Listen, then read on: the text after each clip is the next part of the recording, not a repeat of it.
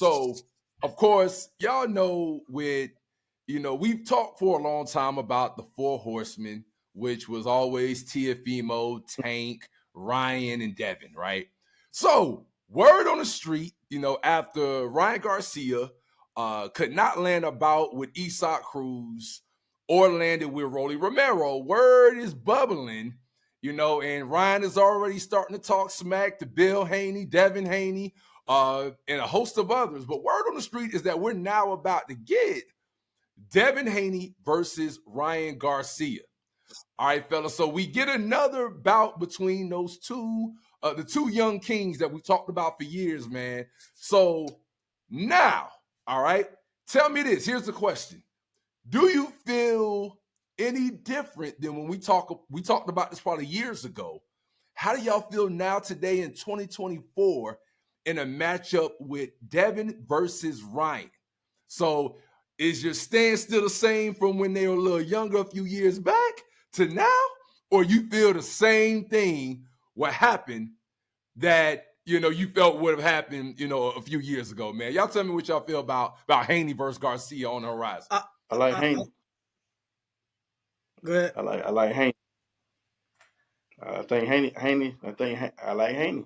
I mean, Haney done got stronger up in the. He got a little stronger at 140. I like what I see. You know what I mean? He still got his, but I ain't seen much out of Ryan, man. What you say, bro? I'll say this. We discussed this probably. Man, we've been doing this a while. Not a long while, but probably about 3 years ago. We had this conversation. About 2.5, 3 years ago. Had this conversation in the studio. I'd be lying if I say who I had ranked where and who. I think we all unanimously didn't have Tank as number one, which we might be revising that list now. Only person we would put up there above him would be Haney. And I don't think either of us had Haney number one. I think at the time we had Teofimo tops because I think he was coming off that Lomachenko victory. Hey, I will say this, though. I will say this right quick, though. I will say I think I did predict that Tank, with his fighting style, will become the biggest star. Yeah. That I do remember. I think I did. Yeah, but you did say he would suffer a loss, and he's still undefeated. So, but that's true. That's true. No, you're right about that. Right. What I will say I think I might have had Haney. I might have picked Haney from the beginning. I said I think I might have said Haney, and then it looked crazy for a while. He got by with some. He barely got by, but I think he's actually coming. Jorge Linares. He's coming to his own. Don't steal my thunder. I'm about to get, man. You know what I'm about to say. So to get off on your point to piggyback off of that, where do I rank them? It's probably significantly different than I would 3 years ago, right? Clearly, if you look at the type of camps they have, the people they have in their corner, it makes a difference. You look at T.O. just inexplicably keeping himself at a weight he shouldn't be at for a year to fight a Kambosos, a major error in his camp. And you look at the way Bill is guiding his son. Who you have in your corner matters, and you look how Golden Boy handled Ryan Garcia as opposed to how PBC is taking care and guiding Tank. Night and day, and so it's almost to the point where you would rank them how their corners or how their people are handling them, right? Bill's doing a phenomenal job. Tank, they're doing a great job with Tank. And right now, I think a promotional free agent is Ryan Garcia. So you would put him last and you would slide Teofimo in there, especially coming off his performance with Josh Taylor, which he needed after he showed up against Sandor Martin and kind of looked like he did against Kambosos. So I'm pretty sure, I know for a fact during the time I had Teofimo 1, but you can see how things out of the ring can affect what happens inside the ring. As far as who I would like in the fight, to your point, when you were saying, you mentioned Linares, when I look at fighters, I look at similar styles and that's how I kind of guide my, not who should beat who, but who has something that could really give them trouble. Ryan's power, his length, and his quickness kind of reminds me of Linares. The speed, the power, but then again, ability to get hit and not defend himself, especially when he wears down later. My question is, if we get a Linares moment with Ryan Garcia, does Haney survive? Right? We've seen Ryan get stopped, right? So we know if and Haney, as Q suggested, has gotten stronger.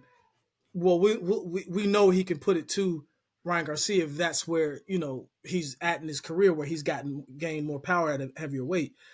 But if we get that Linares moment with Ryan Garcia and Haney, I'm not so sure he survives that. That's just my opinion. Man, you know what I will say first? You spoke on this right quick, J Box. I got to give credit going back, because probably the fighter I honestly was worried the most about might have been Devin Haney when we spoke about this a few years back. But bro, I gotta give props to Bill Haney. Yeah. Flat out.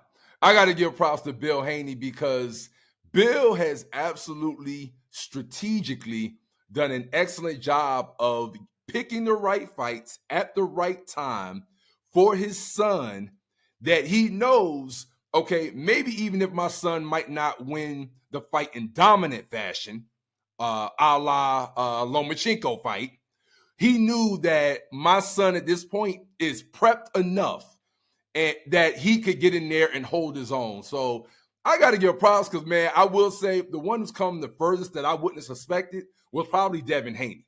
And so at this point, I feel you, J-Box, on how Ryan can mirror Jorge Linares, because he's probably taller than Jorge, stronger, probably even just as quick with the hands, with the combos. But I will say, though, man, at 140, though, I kind of think Devin is looking real strong, man. He looking real strong. Now, I will say, we will see what happens if he clips that chin. We will see what happens if he clips that chin, because I think right now, off the rip, Devin can outbox Ryan. But to your point, I do think Ryan has a fair shot at clipping that chin, and we're going to see if 140 changes anything with the chin resistance that Devin Haney has. But overall, man, I like Devin in the fight. If you force me to pick right now, I'm probably right now, as early 2024, right now in February, I'm rolling with Devin Haney, man. I'm rolling with Haney by decision. By decision, I got Haney, man. Yeah, that'll be. On the record, I'm gonna go against the grain. If they make this fight, you going Ryan? I believe in my heart that Devin Haney is the better boxer. But I just can't get over that Jorge Linares moment. I know a lot of people say, "Oh, it showed he had a chin. It showed he." I just thought to myself watching it. And I know we were talking, JD, when we saw it. I just thought to myself, if Linares was 5 years younger, it looked like he just either took his foot off the gas or he didn't have anything left. Yeah, he did. I don't think Haney makes it. Now, I don't know if all of a sudden he gets this big jump in power, right?